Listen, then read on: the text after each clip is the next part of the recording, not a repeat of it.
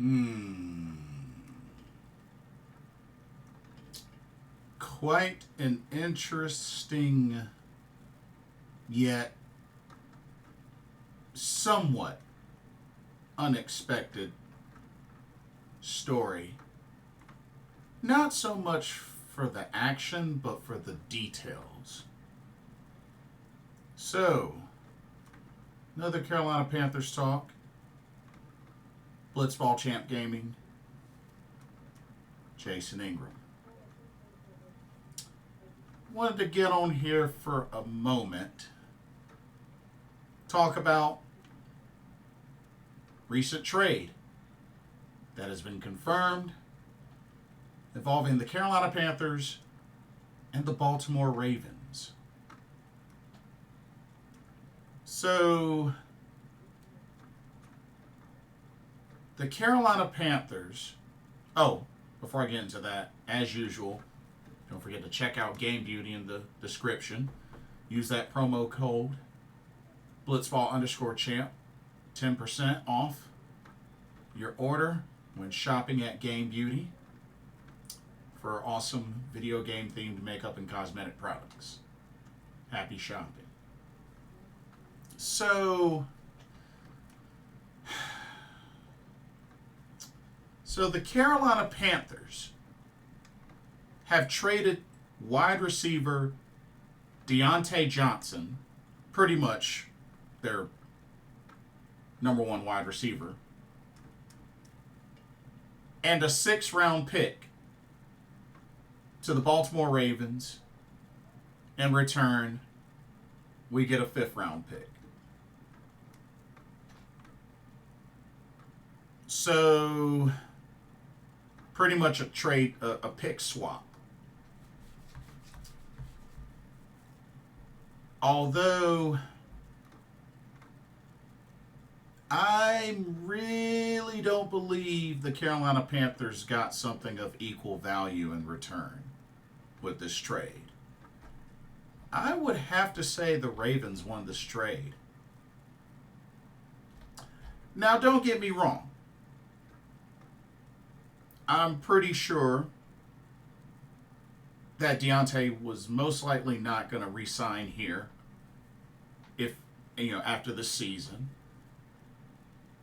I'm sure he probably wanted out, which is fair. That's totally fair. But we only got a 5th round in return. A 5th rounder. Not to mention, I'm not so sure making this trade with the Ravens. I mean, with teams like the Texans that just lost Stephon Diggs for the season, torn ACL, for the 49ers, who just lost Brandon Ayuk for the rest of the season,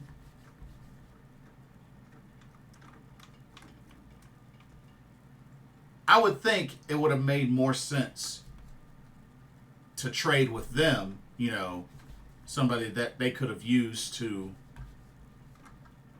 fill that wide receiver hole. You know what I mean?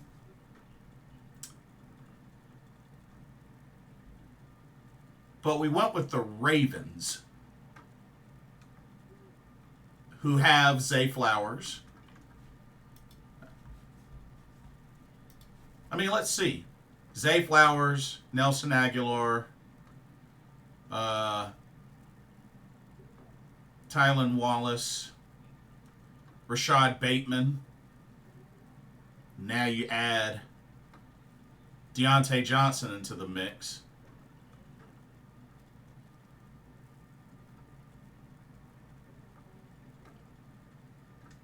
I don't know.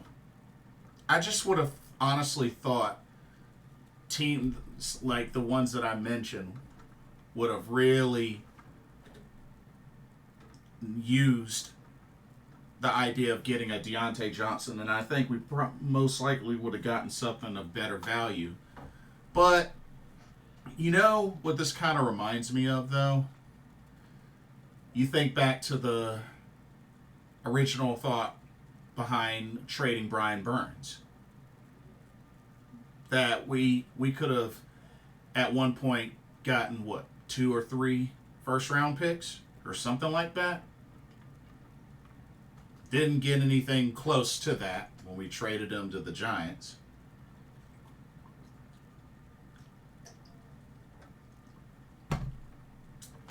Not only that, Carolina Panthers are still paying a big chunk of Diontae's salary. At least what, about $3 million? Ravens only got to pay like a small fee. Yeah. Am I surprised at the trade? No. Am I surprised at the value that we got from this trade? Yeah, I actually am.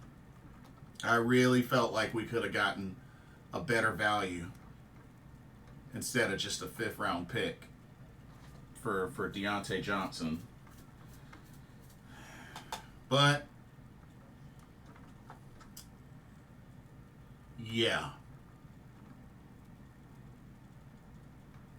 So, no Diontae Johnson. I mean, now it's really come down to Adam Thielen whenever he can get back on the field. Although, I will say, I think we got some hidden gems in Xavier Legette and Jalen Coker. I think those are 2 receivers that can be developed more. Jonathan Mingo, I'm not so sure if he's really going to be here much longer, but because he hasn't really been living it up with his play.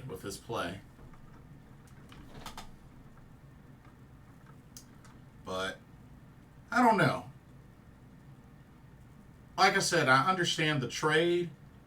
I just honestly don't think the Panthers won this trade. I really believe that the Ravens won this trade. But, and it was also said that they would not be trading Chuba Hubbard nor J.C. Horn, but at the same time, they're on the last of their contracts. They're on the last year, so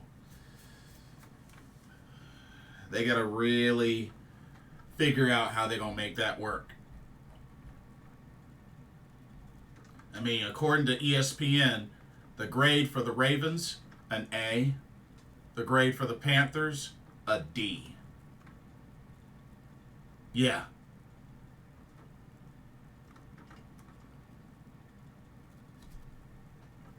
What they say with the Ravens, because, I mean, you got to think about it. With the Ravens, they land a high-end route runner who can create open windows for quarterback Lamar Jackson. Lamar Jackson, a 2-time MVP quarterback. The emergence of Rashad Bateman this season has given the Ravens a better 1-2 combination at wide receiver, along with Zay Flowers, than in the past. And then they bolstered their depth with Nelson Aguilar, who's been the team's number 3 receiver. I mean, having 3 good wideouts is better than 1. So,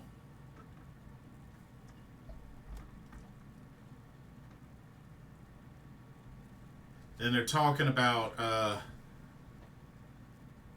that says here that's where the transition of the Panthers, because I don't understand how they made this trade at the time. On the surface, trading Johnson, acquired from the Steelers by the Panthers in March for cornerback Diontae Johnson, makes perfect sense. Although, I believe Diontae Johnson is in the top 5 currently in the league, leading for interceptions with 3. So, Diontae Jackson's been playing pretty good. This is a team going nowhere in 2024, talking about the Panthers.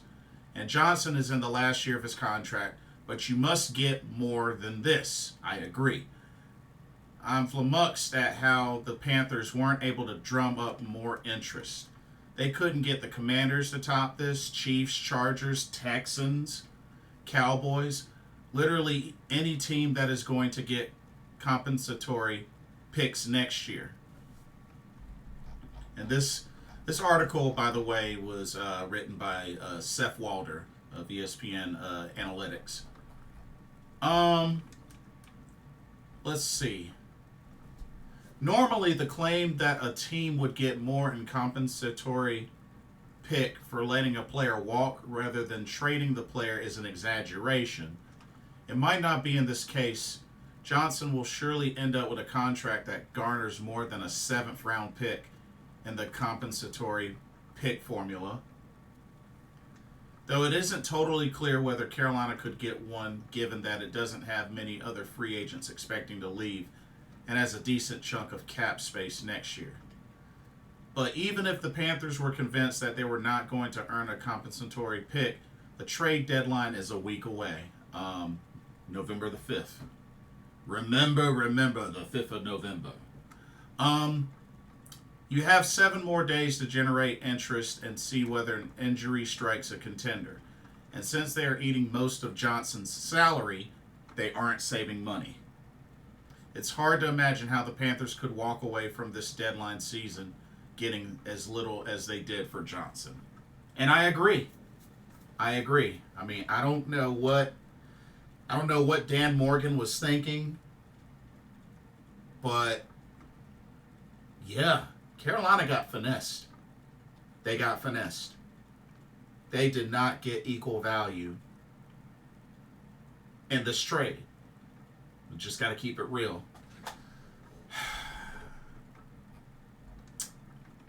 Yeah, honestly,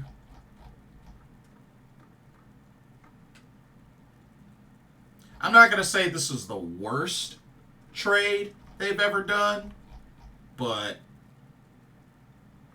you can put it on the list of bad trades for Carolina. That's for sure. You can put it on that list. But, oof. Well, it is what it is. I know and understand a lot of people aren't really happy about it, especially Panther fans. But, like I said, didn't get any equivalent value in this trade. And it's just, hate to say it, but we'll see what else Carolina does between now and the trade deadline. But yeah, I have to say Carolina lost this trade. They definitely lost this trade. But anyway, let me know what y'all think about this trade. What do you think?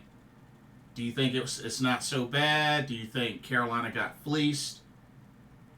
Let me know your thoughts. Don't forget to check out Game Beauty and like, comment, subscribe, hit that notification bell while you're at it. Thank you so much for watching. For another Carolina Panthers talk, brought to you by Blitzball Champ Gaming here on the U to the Tube. Keep pounding. We're going to get through this. My name is Jason Ingram. I'll catch you on the next video and or live stream. Peace.